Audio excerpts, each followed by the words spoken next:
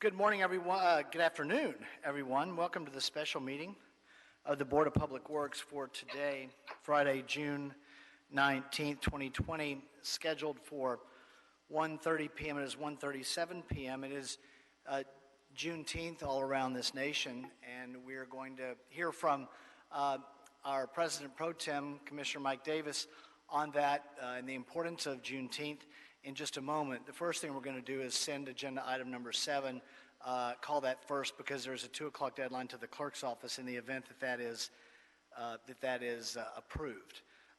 So let's start with agenda item number 7, Memorandum of Agreement, Trust for Public Land. Quincy. Mr. President, if I could, can I just go ahead and call roll call so we can establish quorum as well? Yep, really quick. Go ahead. Thank you. Really quick, this is Fernando Campos, Executive Officer. I am dialing in remotely from home. At the boardroom, we have Commissioner Garcia, Commissioner James, and Commissioner Davis that are at City Hall. We are also joined by Commissioner Caloza and also Commissioner Villegas that are both dialing in remotely from home. Our General Counsel, Mr. Ted Jordan, is dialing in remotely from home. Mr. President, you do have a quorum at this time. We also have one member from the general public that is in the queue for general public comment. We have no commentary under the Neighborhood Council comment section and no speaker cards for any of the items for today's special agenda. Okay, thank you. Then we will go ahead and go to agenda item number 7, Memorandum of Agreement, Trust for Public Land, Quincy Jones Green Alley Network Project, recommending that the board first authorize the president or 2 members of the board in accordance with the City Council and Mayor to execute the project agreement as negotiated by Sanitation with the Trust for Public Land, a U.S. nonprofit organization, to implement the Quincy Jones Green Alley Network project. And we have a representative from Sanitation on number 7. We do. We have Mr. Wing Tam.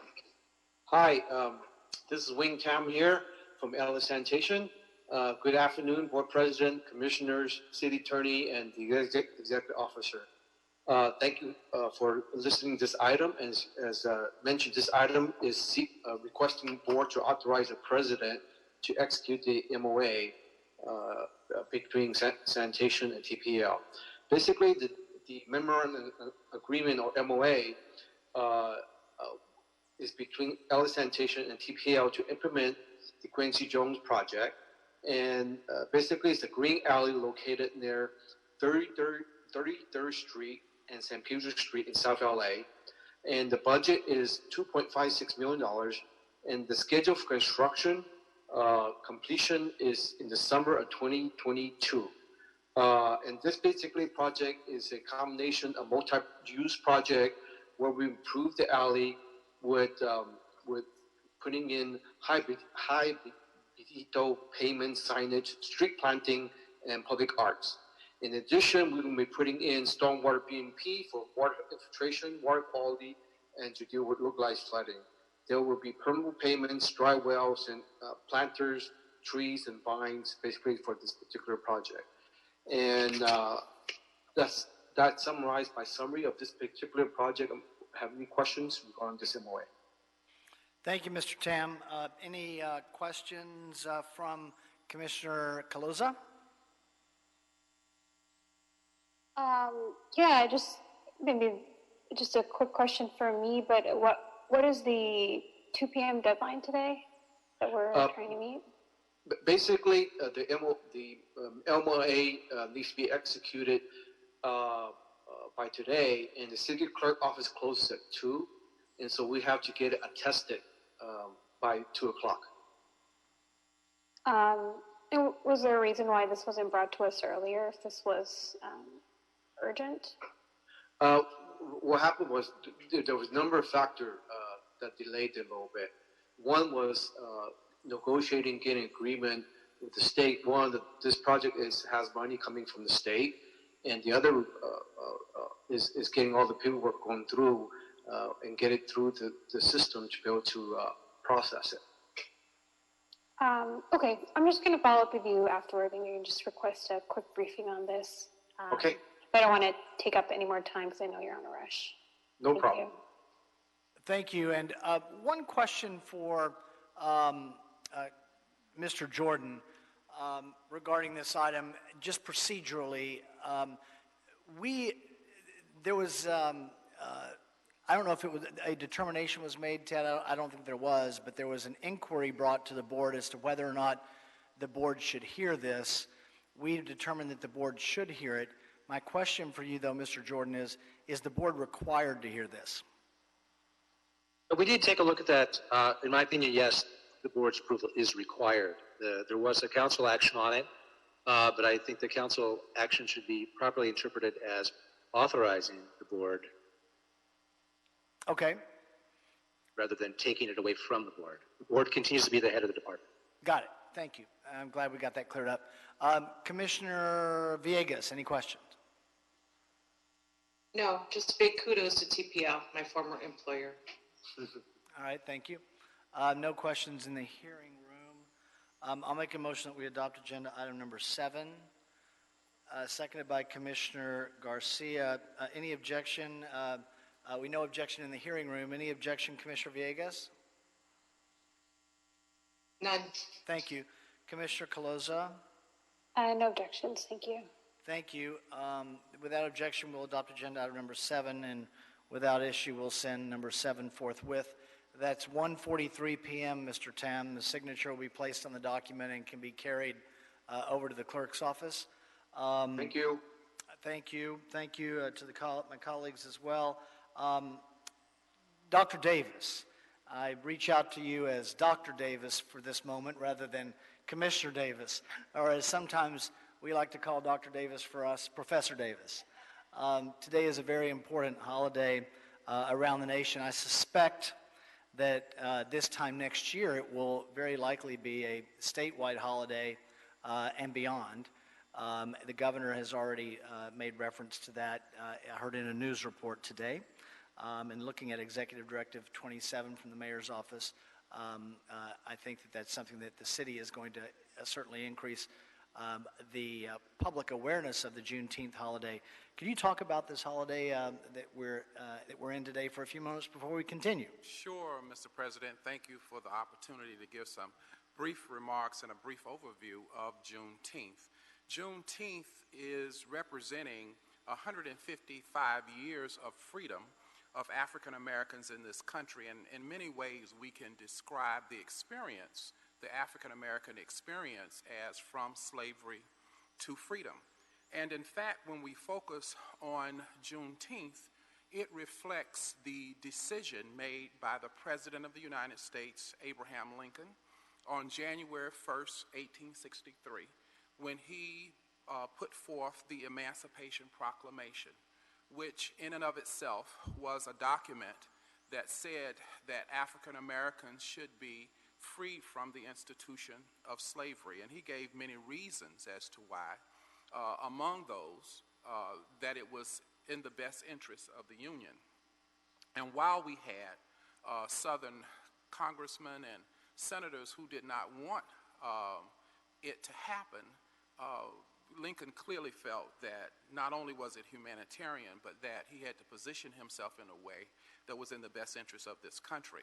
So January 1st, 1863, he had Emancipation Proclamation, but after it was ratified, he then had to send out troops to notify all of the individuals in the United States of this order, of which General Granger was among the leadership in the military to inform the United States, and the westernmost state was Texas during that period of time. And as a historian, I would always ask the question about the work that Granger did, because it took 2.5 years, June 19th, 1865, for Granger to make it to Galveston, Texas, to finally get the word to those African Americans in Texas that they in fact were free. And so, I mean, what happened to Granger, and why did it take 2.5 years, even on horse, to get there? But even as he did get there and the word got to the westernmost part of the United States during that time, this whole issue of Juneteenth was the vernacular from a combination of English-speaking African Americans during the time to combine both what was June and the date 19th, and therefore in a vernacular regional dialect, Juneteenth. was what it was known as the day in which they were notified of freedom. And so while there are many issues, a couple of those is that by us having the Emancipation Proclamation and its notification, it moved African Americans from a relationship from master to slave to employer-employee. And then economically, we can look back in terms of where African Americans in this country have been to be economically impactful in having contributed to the agriculture industry in the South in the work that they have done, but also to the industrial industries in the North in terms of work. So when we look at our country in that way, in terms of what African Americans have done traditionally economically, those have been the industries in which they have had impact in this country. And what we did again notice is that when they were free, we had the development of an organization called, better known as the Police Department, whose role it was to make sure that freedmen, those who were free from slavery, stayed in their respective places in these urban and other rural areas in society, because we moved from this issue of freedom to a new reorganization of, obviously, segregation. And so segregation was maintained by a force of folk. And so as we even reflect on the African American experience today, how far have we manifest from the role and responsibility that has been played as we talk about the police department today and the manifestations of activities that we see in terms of their interaction. And even though the African American community is not the only community where we seek to have a stronger and a more positive police-community relationship, if we look at our history, then we can understand the importance of us fighting to make sure that we have diversity and inclusion so that we can improve that relationship. And today, as we have seen over and over again about how we treat, how we work with the African American community, we cannot forget that history. I want to say that even today, it is important as we talk about Black Lives Matter, all lives matter, but some historians will tell you that when Black Lives Matter, given the history, then in fact, the later will also be true. All lives will matter if in fact we embrace the concept and focus on Black Lives Matter. And I will say that as we look at today's condition, celebrating Juneteenth, let us not forget the actions and the leadership of Mayor Eric Garcetti, as we have had to deal with what has been called to our attention on the treatment of African Americans given their history. Eric Garcetti is the only mayor in America that has crafted at least $100 million or more that is available in his future budget to redirect to underserved communities. It's been 155 years, and yet we can see some need for us to make some serious improvement. So as one professor, Dr. Hunter from UCLA, who is the chair of African American Studies, said this morning in his speech, is that this is really a refund. It is not a defunding of the police department. It is a refund to the taxpayers for whom we provide service, because the public dollars we spend also includes their dollars. And so this is a refund and a reinvestment on building a society in general, and in particular, the leadership we have in the mayor in helping to build Los Angeles to what it should be. And finally, I will say that the mayor revealed today a racial equity in city government. When we talk about systemic racism, nothing could be more reflective of systemic racism than Proposition 209. It effectively limited the public education, it limited government jobs, and it limited public contracts that we have oversight for. And it did so because there are two kinds of policies. There are a colorblind policy and a multicultural policy. A multicultural policy says that I realize that the taxpayers are different cultures and that all of them should be involved.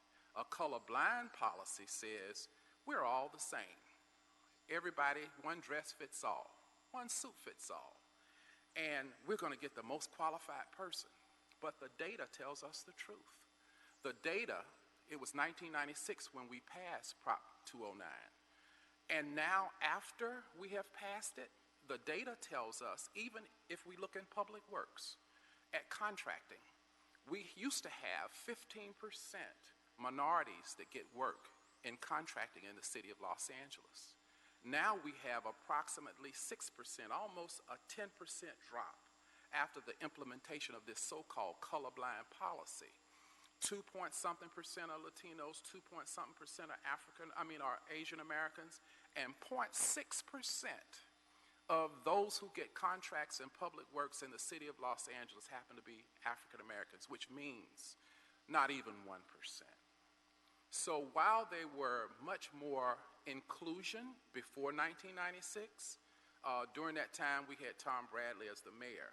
But while we had more significant inclusion of what I might add are public dollars, these are not dollars owned by Trump or any one person. These are dollars generated by the tax dollars. And no community, including the African American community, has to pay taxes and doesn't get taxed any less than any other community proportionally based upon their property and their value. And so it is always our goal, and we are very proud that the mayor has provided real leadership in this country in terms of his being able to refund dollars to reinvest into a community that historically and systemically has suffered in terms of resources from its very own government it pays into, on one hand. And on the other hand, today he provided a structure for us. As we know, the state legislature is taking leadership to repeal 209. And it is not going to be against any other culture. It is going to be inclusive of all cultures. These values are similar to the values that Mayor Eric Garcetti has laid out for each of us in his Back to Basic principles when he says we want to create jobs in Los Angeles, and I always say in a capital A, and for all of Los Angeles. And so these are the very same principles that Dr. Shirley Weber, the assemblywoman in Sacramento, is doing to repeal it. It will increase the opportunities for everybody, including Latinos and Asian Americans.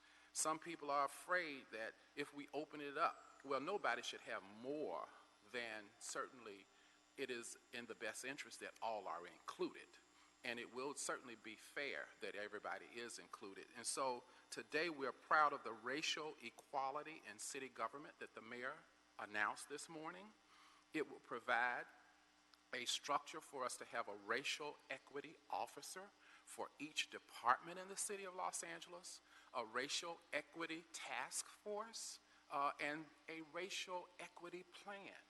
So this infrastructure that he put forth today is ahead of the curve before Proposition 209 is passed. And so that everyone in the city of Los Angeles can be reinvigorated to participate in ways in which they get the response and the return on their tax dollars that they work so hard to contribute to our society. So today, in summary, as we celebrate Juneteenth, it was the last day that there were enslaved people in America during that time, a day of freedom, a day to reflect from slavery to freedom for African Americans. And so this is why this is the day that they hold dear, but it's a day of freedom for all of us as we think about not only the past, but we think about the current events and circumstances we find ourselves in. In this moment of celebration today, we celebrate with the greatest of pride for the leadership that our mayor has given us and the gesture that he has provided in the racial equity in city government. So as we celebrate Juneteenth, we celebrate the leadership right here in this great city of Los Angeles. And thank you for giving me this opportunity to give an overview of the impact of Juneteenth and what it means for African Americans and the impact it should have on all of us. Thank you. Thank you, Dr. Davis, Yeah. Commissioner Davis, and Professor Davis today. Yes. All right, thank you very much. So with that, colleagues, if you'll indulge me, we'll continue with agenda item number 1 is the approval of our meeting minutes from the meeting of Tuesday, June 9th, 2020. Is there a second to my motion that we approve those meeting minutes? By Commissioner Davis and Commissioner Garcia. Any objection, Commissioner Villegas? No objection. Thank you. Any objection, Commissioner Caloza? No objections, thank you. Okay, thank you. So without objection, we'll adopt agenda item number 1 forthwith. Agenda item number 4, contract amendment number 1, personal services contract, Film LA Incorporated. Before we call this item, Dr. Campos, have you checked to see, do you know if we have Paul Audley from Film LA on the line? We do not, but let me just double check really quick. Give me 1 second. Go through the list.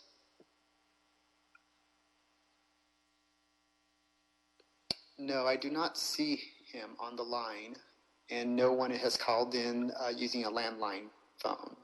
Okay, one moment.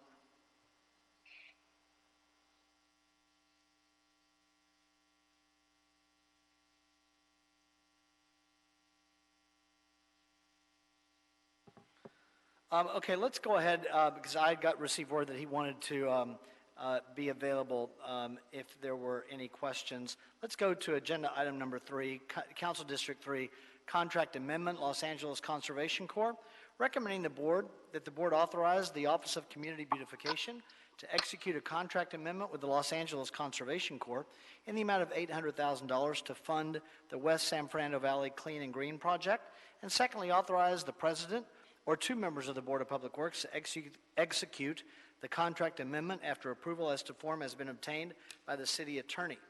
We have a representative on number 3. We do. We have Mr. Paul Roch. Yes, good afternoon. Paul Roch, Director of the Office of Community Beautification.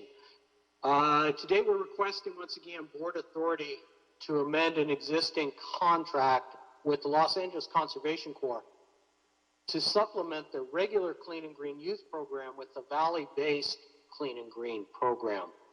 Councilmember Bob Blumenfield has identified funding as part of the reprogrammed former CRA excess bond proceeds funds to be utilized in administering and hiring youth for a West San Fernando Valley Clean and Green Program to be focused initially in the Reseda Canoga Park area. Typical work to be performed as part of the project would be alley cleanups, tree maintenance, sidewalk cleaning, litter and weed abatement. Graffiti removal would also be included as one of the service elements. This proposal has been reviewed by the CRA LA Bond Oversight Committee and the Economic Development Committee, and has been deemed as an eligible expense as part of the bond expenditure agreement. The Board of Public Works Office of Community Beautification has been designated as the implementing department for this project. Part of the goal of Councilmember Blumenfield in creating a valley-based clean and green program is that other council offices in the San Fernando Valley will identify funds to service their districts and move the program to become valley-wide. Thank you for your attention to this item. I'm now available to answer any questions that the board may have. Thank you, Mr. Roch. Commissioner Garcia, any questions? Okay, Commissioner Caloza, any questions? No questions, thank you. Thank you, Commissioner Villegas, any questions? No questions. Okay, no questions in the hearing room. Commissioner Garcia has made a motion that we adopt agenda item number 3, seconded by Commissioner Davis. Any objection from Commissioner Caloza? No objections, thank you. Thank you. Any objection from Commissioner Villegas? No, thank you. Okay, so without objection, we'll adopt agenda item number 3.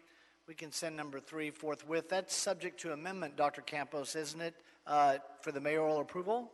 Yes, that is correct. Okay, so that's the motion and the second, along with the unanimous vote on number 3 as amended. We'll send it forthwith.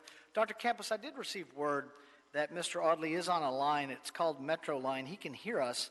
His numbers, if you're looking for the last 4 digits, 8600 or 8624. I do not have a Metro line, and I do not have a landline phone dialed in. Is Mr. Audley calling in through our line or possibly maybe council's line? I don't know. We do still have one person in the queue for general public comment, Ms. Charmaine Webster. But I do not see Mr. Audley on the line. He's listening. Hang on. Let's see what he says. Do you have a 2489 as the last four digits? I do not. Oh, maybe that's the number he called in. Well, if I give you a number, can you try and call him? Oh, this is the number he dialed into. He dialed into 213-621-2489.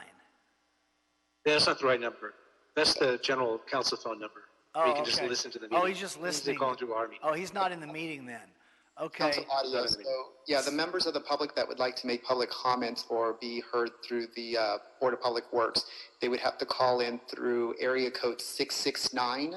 Okay, say it slowly so he can listen. 669. 669-254. 254. 5252. 5252. And then the meeting ID number is 160. 160. 278. 278. 3583. 3583. And then when requested, And you have to press hit pound. Yeah, pound, okay. And that should allow him to go through. It's also posted on our agenda. Okay. Yeah, it's posted on the agenda as well. So hopefully, Mr. Audley, you heard that. Would you just run through it again, Dr. Campos, the number and the PIN? Yeah, absolutely. It's area code 669-254-5252 with the meeting ID number as 160-278-3583. Okay. So we'll go ahead and take another item up. And then hopefully we'll see that signal. Let's go to agenda item number 2 is a project addition, the Public Works Trust Fund loan for the High Voltage Conversion Federal Program Unit 1. This is for street lighting. Recommending that the board first amend the attached November 30th, 2018 Board of Public Works report that requested a $6,875,000 loan from the Public Works Trust Fund to the Street Lighting Maintenance Assessment Fund for 5 federally reimbursed streetlight projects. This board report is requesting to add a 6th project titled High Voltage Conversion FED Program, Unit 1. I don't know what FED stands for. Let's see, with no change to the total loan amount, forward the amended report to the Los Angeles City Council requesting, and I'll go through those in a minute. Dr. Campos, would you just look while I'm going through these items on number 2? It looks like Mr. Audley is on the new line as a number with the last 4 digits, 4788. Yes, we do. We have 2 new callers, one ending in 788 and a second ending in 509. Okay, so we'll you can screen those in a moment. Back on number 2, 1.1, amend the list of the 5 projects to include the 6th project entitled High Voltage Conversion FED Program Unit 1. 1.2, authorize a 6th loan amount from the Public Works Trust Fund payable to the Street Lighting Maintenance Assessment Fund to fund the construction of a street lighting project to be repaid as a federal grant proceed received from the California Department of Transportation on a cost reimbursement basis. The loan amount is an estimate and is subject to change based on the final award amount. Nevertheless, the overall cost of the 6 loans, all 6, shall not exceed $6,875,000 as referenced in the board report. 1.3, authorize the grant reimbursements from the state and Los Angeles County Metropolitan Transportation Authority to be deposited in the Street Lighting Maintenance Assessment Fund and subsequently transferred back to the Public Works Trust Fund, no later than 1 week after the deposit has been made, And Dr. Campos, we have a representative on number 2. Yes, we do, Mr. President. We have Ms. Janet Kwan from the Bureau of Street Lighting, and we also have Mr. Norman Tanada from the Board of Public Works Trust Fund Manager. Okay, Ms. Kwan? Good afternoon, President, Commissioners, City Attorney, and Executive Officer. This is Janet Kwong with the Bureau of Street Lighting. I'm here to recommend an amendment to add a sixth project to a previously adopted Board of Public Works report, which authorized a loan of $6,875,000 from the Public Works Trust Fund for 5 federally reimbursed street lighting projects.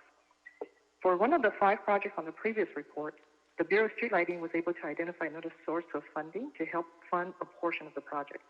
This created a remainder in the loan amount that the Bureau would like to use as front funding for a portion of the high voltage conversion LED program Unit 1. High voltage conversion FED program Unit 1. FED stands for federal. That is also a federally reimbursable project. And this project has locations in various areas of the city and will convert existing high voltage street lighting systems to low voltage. Work will include installation of new conduit, pole boxes, wiring, LED luminaires, and equipment to monitor lighting outages. The loan will be repaid as federal grant proceeds are received from Caltrans on the cost reimbursement basis, and a total of $1,230,249 has already been paid back to the Public Works Trust Fund based on this loan. Thank you. Thank you, Ms. Kwan. Any questions, Commissioner Garcia? No questions from Commissioner Garcia. Commissioner Caloza, any questions? No questions, thank you. Thank you. Commissioner Villegas, any questions? A minor question, just for street lighting. How were the areas or the sites, how were those selected? These are part of the remaining series circuits throughout the area. We're trying to comb through the whole city. And for this particular project, basically, we had tried to group them geographically together so it would be easier for construction. And this project sort of picks up the ones that are sort of far away from all the other circuits. So this one project just sort of covers all the remaining areas. Okay. I appreciate it. Thank you. That's all. Sure. I'm good. Okay, thank you. No other questions. Is that a motion, Commissioner Garcia? Commissioner Garcia has made a motion that we adopt agenda item number 2, seconded by Commissioner Davis. No objection from the chair. Any objection, Commissioner Villegas? None. Any objection, Commissioner Caloza? None, thank you. Okay, so without objection, we'll adopt agenda item number 2. Any issue sending number 2 forthwith? No issue sending number 2 forthwith. So that'll take care of number 2. Thank you, Ms. Kwan. Let's go back to agenda item number 4. I understand that we have Mr. Audley on the line. So we will, and then Dr. Campos, I'm going to call agenda item number 4. Then what I would like for you to do, I know that we have a caller on, you said general public comment? Yes. Okay, we'll get to that in a moment. But we have Paul Audley on one other line, and then you have another caller. Do you need to screen that other caller to find out which item they're calling on? I no longer have to. The secondary person has been disconnected from the line. Okay, so then let me call number 4, and we'll call Mr. Audley on the line, and then I'll do the intro, and we can go from there. Agenda item number 4, colleagues, is a requested contract amendment number 1, personal services contract for Film LA Incorporated, recommending that the board, subject to the mayor's approval, first approve the proposed amendment number 1 to the film permit coordination services contract with Film LA to extend the contract term by 6 months.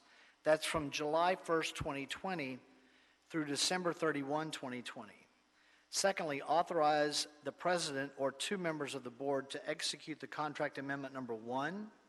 And third, forward a copy of the executed contract amendment number 1 to the mayor's office of film and television production. And then this is subject to mayoral approval as well, correct, Dr. Campos? That is correct, yes. Okay, and we've been in touch with their office to get that expedited signature if it's approved by the Board of Public Works. Colleagues, let me just say for a moment, I'm going to step in on this item for Eva Bitar, who's the motion picture and television manager for the city, who would have been here to present on the item.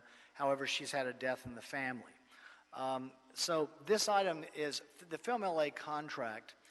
Is a contract that lasts for a number of years. It has the possibility for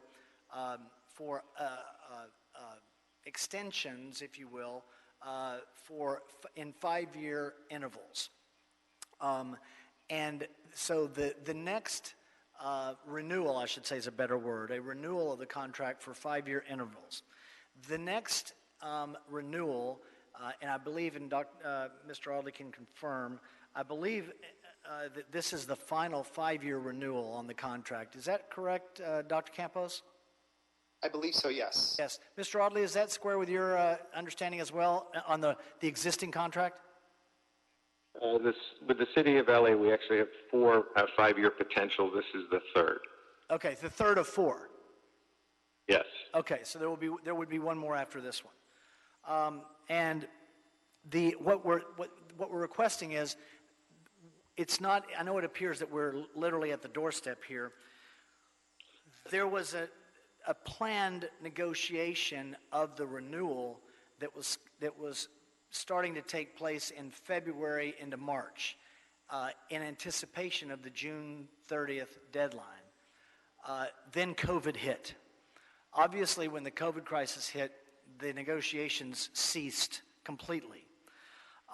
So all that we have before us today is a 6-month extension of the existing terms of the Film LA contract to enable the mayor's office, Film LA, and the CLA's office to renegotiate the renewal. But we obviously don't want to lose the critical services of Film LA under the existing contract as we go forward, particularly right now, when we are working to bring back the entertainment industry after the shutdown due to COVID. So the COVID crisis is what caused us to need the 6 months. The 6-month period of time is something that was worked out in consultation with the CLA's office, the mayor's office, and frankly, representative council offices, city council offices, as to what an appropriate amount of time would be to get the negotiation taken care of. So that's what we have before us today. Mr. Audley, the one thing that I would go to before I call on my colleagues for any questions if they have them, is there was one email that was received that just had some, it was in opposition to the extension, but it had some questions regarding Film LA's contract, and I thought it would be an opportunity, since they did not call in, I thought it would be an opportunity for Film LA for you to just talk about some of the services and the work that Film LA is doing going forward as we contemplate the 6-month extension to enable time for the negotiation of the renewal. Certainly, I'm happy to do that, and thank you very much, Mr. President and members of the board, for the opportunity. As you know, Film LA has been your service provider for almost a quarter century now, having been created in a merger between the city and county of their film offices. In addition to just generally handling the permit process under the auspices of the Los Angeles Police Department as our permit authority, and of course all the other departments and the mayor's office and Public Works, as we begin to do the processing of those applications. We've also expanded that work over the years to include things like monitors on set to make sure there's compliance with permit conditions, a notification system that is currently almost all manual across greater Los Angeles, where actual physical notices are delivered. You've probably seen them in City Hall as these bright blue notices of filming. And in addition, in areas of heavy concentration of apartment buildings and multi-family dwellings, we've instituted e-notice because the notice to individual apartments is impossible without access to those buildings. And we do a lot of work on marketing Greater Los Angeles for filming, as well as doing community outreach. Film LA has 4 full-time people who work in communities of higher frequency of filming. They develop relationships in those communities with both the council offices and community representatives.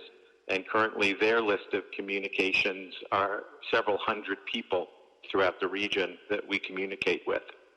And so our job basically from the beginning is to ensure that the permit applications are fully filled out with all the necessary information, that insurance for the city is present when those film projects go out, and that any special conditions placed on filming in different parts of the city are adhered to and become part of the permit application process.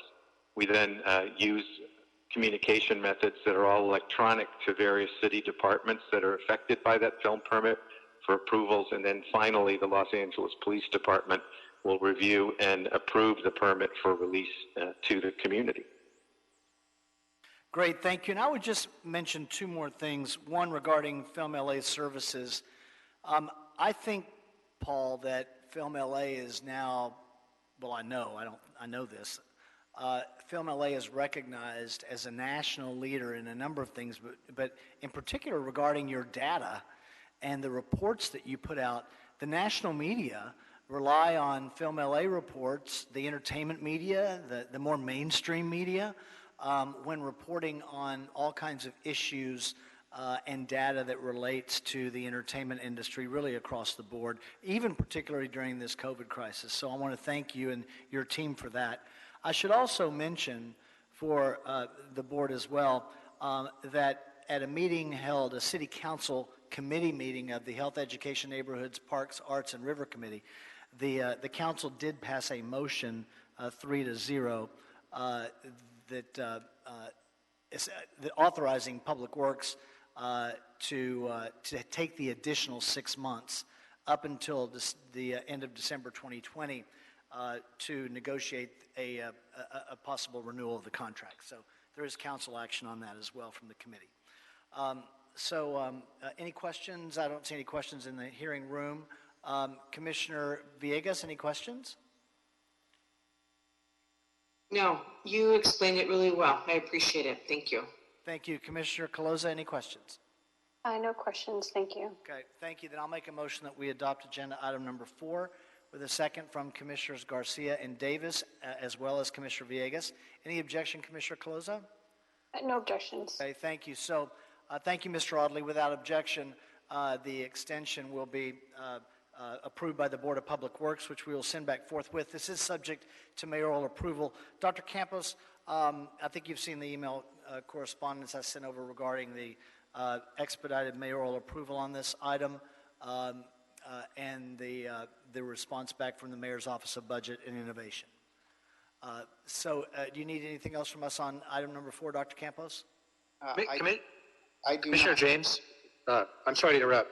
Just because we mentioned something on the record, just to make the record a little bit more complete, the committee did approve the council motion to authorize the extension, but in fact, the full council has also approved it. So the full council as well. Okay, I just had the committee in front of me.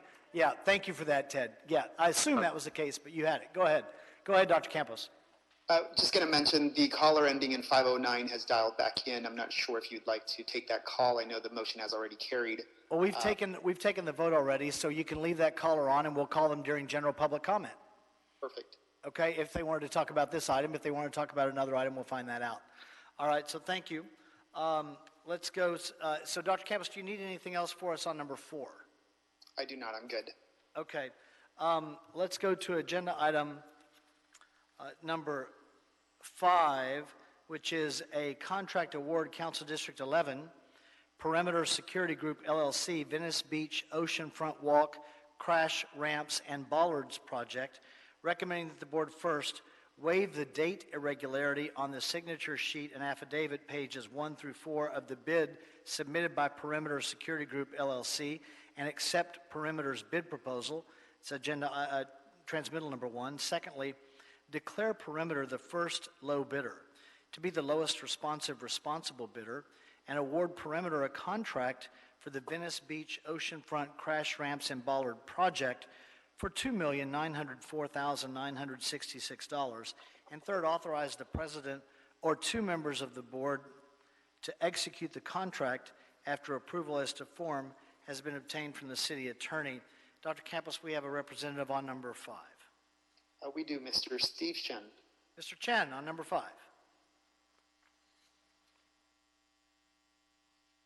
Steve, your microphone is muted. Sorry about that. Got me there. Good afternoon. Steve Shen with the Bureau of Engineering. I'm here to recommend award for this project on the Venice Beach Oceanfront Walk crash ramps and bollards project. To give you a quick background on this project, there was a very unfortunate fatality that occurred back in 2013 when a vehicle struck several people on the Venice Oceanfront Walk. And as a result of that unfortunate incident, the council directed the city of Los Angeles, various departments to look into ways to protect the boardwalk at the various intersections along Venice Boulevard. And we're talking from the section from the city of Santa Monica border to the north, all the way down to Washington Boulevard in the south, which is about roughly a distance of 1.5 miles, or about 30 blocks of intersections along that stretch. And what this project will be doing is we're going to be planning to implement various types of safety measures to restrict unauthorized vehicle entry onto the boardwalk. There'll be different types of crash-rated security bollards at the various intersections of the streets and alleys. And the contractor that we would like to choose would be responsible for securing. There's going to be a design involved with this, and so it's a very kind of unique type of construction, because it's a very specialized type of design and construction. So they will be providing the design and construction of these bollards. Some of them are actually automated, retractable automated bollards, which are automated by remote, remote controls, and various different locations around on that stretch will be having different types of security measures implemented based on the location. And we've also worked closely with LAPD and the LA Fire Department in regards to what types of security measures should be placed along this stretch along Oceanfront Walk. The issue with the bid review was that one of the managing members of the lowest bidder apparently had written the wrong date. On the bid date was actually February 19th, but was written February 17th as a clerical error, and we believe that this was just a clerical error and should not affect the award eligibility. And so we therefore recommend that the board waive this irregularity and then deem Perimeter to be the valid lowest bidder. So with that recommendation, I can be here for any questions if you have any. Thank you, Mr. Chen. We'll start with Commissioner Garcia. Thank you, President James. I'm very happy that this is coming and it's happening, but can you just tell me why did it take 7 years to get us to this place? It's a combination of factors. One of them was getting the funding in place, and that took some time. We also had to find a vendor that we could. This is kind of new to us. This is not a very typical type of project. To find a vendor that could provide the requirements that we had, and like I mentioned, it's LAPD and the fire department had various requirements, and we had to meet with them out in the field. It's a very large stretch, so they had to identify the different types of requirements that they needed for this 1.5 mile section, which requires various different types of treatments. So that took a bit of time to identify the needs for the project, and that's, I think, the combination of those two things primarily was what took the time to get this resolved. Okay. And when has this gone into effect yet, or when do we intend to start this project? Yes, so if this is awarded, then we would then issue, assuming the mayor approves, it would then issue the NTP, and they're going to have to do some little bit of pre-design for us to review the submittals. And so there's I think 170-day period where they have to design the actual elements of the project, and then once that occurs, then we can begin construction shortly thereafter. Okay, thank you for that explanation. Right. Okay, thank you. Commissioner Villegas, any questions on number 5? No, I am good, thank you. Thank you. Commissioner Caloza, any questions on number 5? No questions for me. Okay, thank you. Commissioner Davis on number 5. None. Okay, thank you. Then I'll make a motion that we adopt agenda item number 5. Seconded by Commissioner Davis. Any objection from Commissioner Caloza? No, I'll second as well. Thank you. Seconded by Commissioner Caloza as well. Commissioner Villegas, any questions? I'm sorry, any objection? No, no objections and no questions. Thank you. No objection in the room. That'll be the order on number 5. That is subject to mayoral approval. And that's the last item we have for mayoral approval today, if I have it right. Correct, Dr. Campos? Correct, yes. Okay. So without objection, we'll adopt agenda item number 5 as amended. We can send number 5 forthwith. That'll move us to number 6, request for qualifications for pre-qualified on-call list, design and installation of solar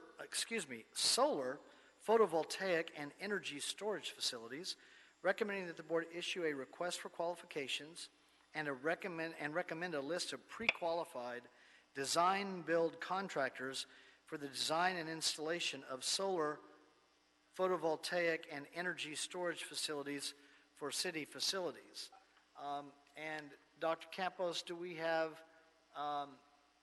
a representative for agenda item number 6? We do. Mr. Mahmoud Karamzadeh. Mr. Karimzadeh. Good afternoon. This is Mahmoud Karimzadeh, Bureau of Engineering. Joining me here are our colleagues from Mayor Office, Michael Samulan, and Fidel Oniate from Engineering. The City of Los Angeles is undertaking installation of solar panels and the energy storage systems for the city facilities. And basically, we're achieving a few goals by doing so. One is, of course, to promote the renewable energy system and, in effect, to reduce the energy consumptions on city buildings and city facilities. Also, we're reducing the greenhouse gas emissions, and we ensure operational resiliency, which is very important, and providing a more reliable grid system within the city. During the emergency, within the system and within the city, this solar panel provide us with the continuity of operation on a very essential services that the city provides to the community, being earthquake, fire, or other emergencies. Now, one of the things that we have to coordinate with is, of course, working with the Department of Water and Powers in terms of our storage batteries to make sure that meets their requirement. And also, just want to not forgetting mentioning that these goals of the storage, energy storage, also are part of the Los Angeles Green New Deal that we are also putting ours in line from the Green New Deal requirements as well. Now, the first step of this is to create a list of pre-qualified contractors who are specialized of solar panel installation. This is very beneficial rather than every time we have a project going to a general contractor who, in effect, will bring us a subcontractor in order to do the solar installation for us. So it does make sense to do a specialized list of pre-qualified contractors who are able not only to install the solar panels for us, but also to provide the required design. So we don't have to provide a full-blown design for these panels. We just can quickly identify them from the list and do some very preliminary concept, provide them with the few performance specifications, and unleash the contract. They can go and finish the design, get necessary approvals, and install the PVs on city's facilities. Of course, the city facilities have a roof will be available and for this installation, but also we envision that there could be parking surfaces that the city facilities have that could provide not only a shade for the parking area, but also a base for this installation of photovoltaics. So what are we doing now is we are here to ask for your authorization in order to send an RFQ out for the community and community of the contractors in order to receive their statement of qualification, go through them. We have provided criteria of selection and evaluation and selection in order to come back to your board with a list of recommended pre-qualified contractors. Now, what we are thinking here is that at this level, we only provide a list of pre-qualified contractors, not a contract associated with the list, as usually we do with our consulting firms or with our pre-qualified contractors. In order to speed up the process, we are basically going to look at the BIP or Business Inclusion Program at the time that we have a project and we're going to assign a project to a contractor. However, during this RFQ, when we have a pre-proposal meeting, when we have other communications with them, we have our colleagues from Bureau of Contract Administrator who can explain all the rules and regulations of the BIP to our community of contractors, make sure that they are ready at the time when we are going to have these contracts in place, they can comply with all the requirements. So at this point, it would be my pleasure to ask Michael Samuel from Mayor Office to provide with his comment. Please, Michael. Thank you, Mahmoud. Any questions at all, Commissioner Caloza? No questions for me. Thank you. Okay, thank you, Commissioner Villegas. No questions. I'm glad that that engineering is doing this. Is a big deal. Thank you. Okay. Commissioner, no questions in the room. Commissioner Davis, I'm sorry. Commissioner Davis. Yes, Mahmoud, thank you very much for this proposal, and I think it's going to be of value to us as we talk about creating more opportunities for prime contractors and smaller businesses who will be doing this work.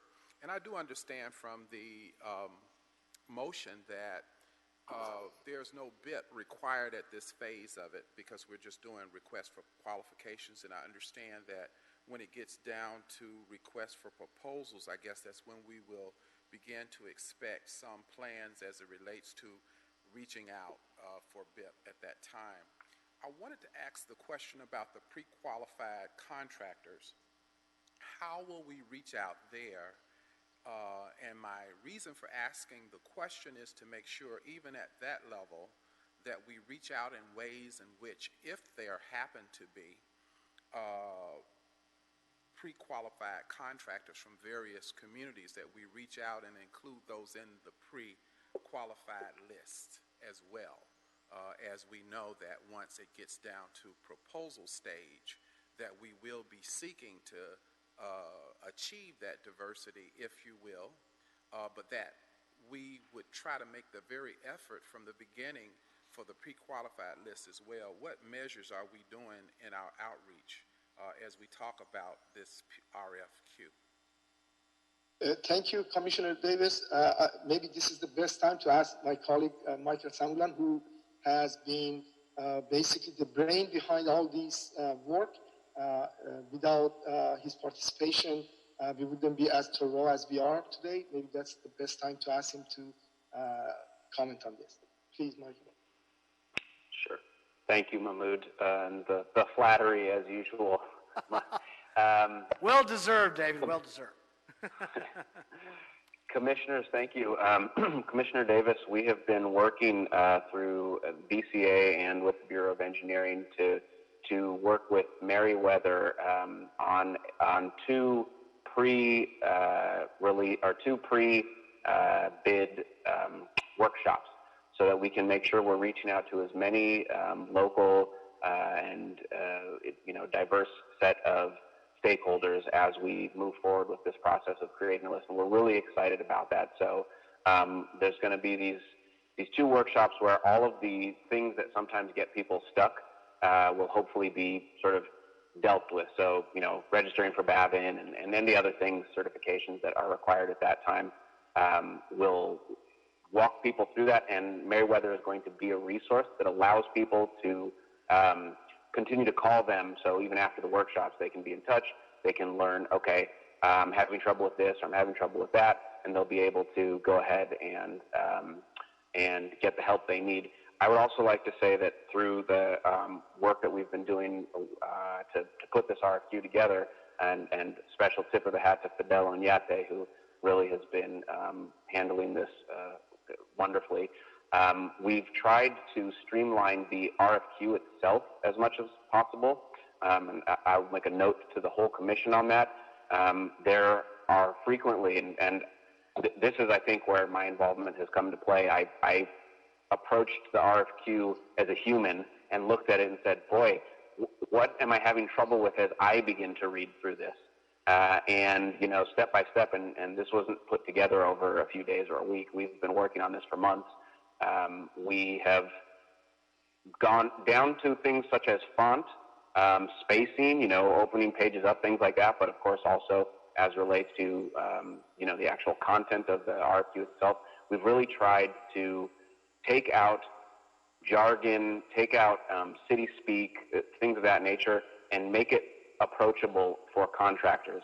So our hope is that this effort can actually provide a model moving forward. And with that said, I'm going to do my best carrot top so that we can create a lot of safe jobs to put in more solar and reduce our energy bills. So I will stop there. Well, thank you, and I want to say that If you don't mind, Commissioner President James, if you don't mind, I would like to ask Fidel also to shed a light on the provision that we have in the RFQ about the small businesses. When the amount of the work that we know is small enough in order to make sure that targets those small businesses in the community. Fidel, please. Yeah, we have created what we call the thresholds on this kind of projects where for a less than 30 kilowatts DC solar panel, we have some sort of requirements not to include the BIP requirements. So this is something like to encourage the small businesses to come to the contract. And for a 30 kilowatts DC and above, we consider it's like a little bit large project for solar PV system. And now this is the time we have to require the BIP requirements.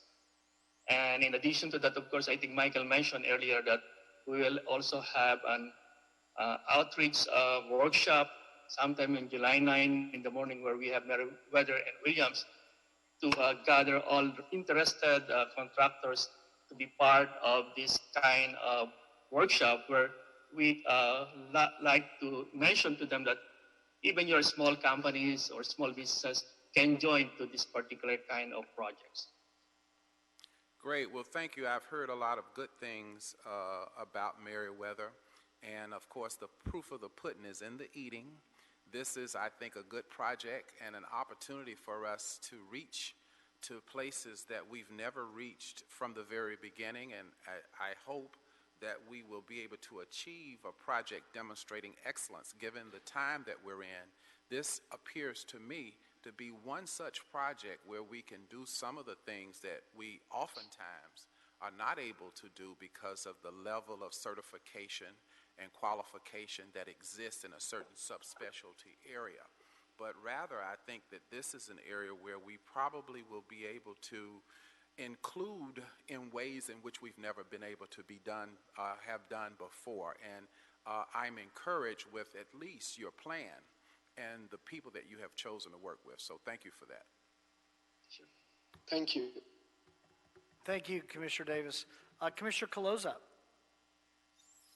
Thank you, President James, and thanks to the Bureau of Engineering and Mr. Samuel from the Mayor's Office for presenting on this item today. Just wanted to add a few additional words and comments, and just, I'm so appreciative of all your hard work on this. I know it's been a labor of love. You guys have been working on this RFQ for many, many months, as you outlined, and just wanted to put another exclamation point on just how much thought you guys put into every part of it, making sure that the supports are there for the contractors who may be looking at this opportunity for the first time, since we've never done an RFQ quite in this way before, and that you really wanted to make sure that they were supported, both from just understanding the content and really walking them through so that they don't get lost in what sometimes a really confusing process here at the city. But you've done that on your own to make sure that this is really successful and that we make it easy for the rest of our city family to also utilize this list in the future. And then I will add another outreach event that you forgot to mention, but I will forgive you, is that you guys are actually speaking at the next Accessing LA webinar that I'm hosting next Thursday at 10 a.m. We hosted one last Thursday, and we had over 1,000 people register, and we expect a great turnout next Thursday as well. And you guys will be talking about your solar RFQ, and hopefully gives you guys even more outreach, and hopefully you'll get a lot of responses back. So thanks for your work and for continuing to move us forward in spite of everything with all of our sustainability goals. So thank you. Thank you. Thank you, Commissioner Caloza. So that sounded like a motion from Commissioner Caloza? Yes. Yes, and a second from Commissioner Davis. And no objection from the hearing room. Any objection, Commissioner Villegas? No. All right, then we'll adopt agenda item number 6. Any issue sending number 6 forthwith? We'll send number 6 forthwith. Dr. Campos, that clears the desk other than public comment? That's correct, yes. Okay, I think you have one general public comment caller, maybe 2. Go ahead, sir. Absolutely. We do have one, and the second caller is actually Alex Halou from the Bureau of Sanitation. So only one caller at this time. I will connect you through. Chairman Webster, Miss Webster? Yes. You are now live with the Board of Public Works. Please state your name, and you will be given 2 minutes to speak for general public comment. Okay, thank you. My name is Charmaine Webster, and I work at 5275 Pico Boulevard at Yours Truly Hair Salon. And we were closed from March 21st until June 1st. And the trash receptacles are full. Trash is running over into the street. And I'm just calling. This is my third time calling. Well, this is my first time calling this number, but I've called 311 twice in the past 2 weeks, and no one has come out after they said they, would have someone come out 1 to 2 days. So anyway, could we please get a trash pickup? And could it be a regular pickup? Chris, could we get the exact address, ma'am? 5275 Pico. Okay. All right. 90019. We'll call that in today. Great. Thank you, ma'am. Thank you very much. Have a nice, safe weekend. Dr. Campos, You too. Be careful. thank you. Dr. Campos, have we cleared the desk? Yes, you have. Okay, everyone. We are adjourned. Have a nice, safe weekend, and we will talk to you next week. We are adjourned.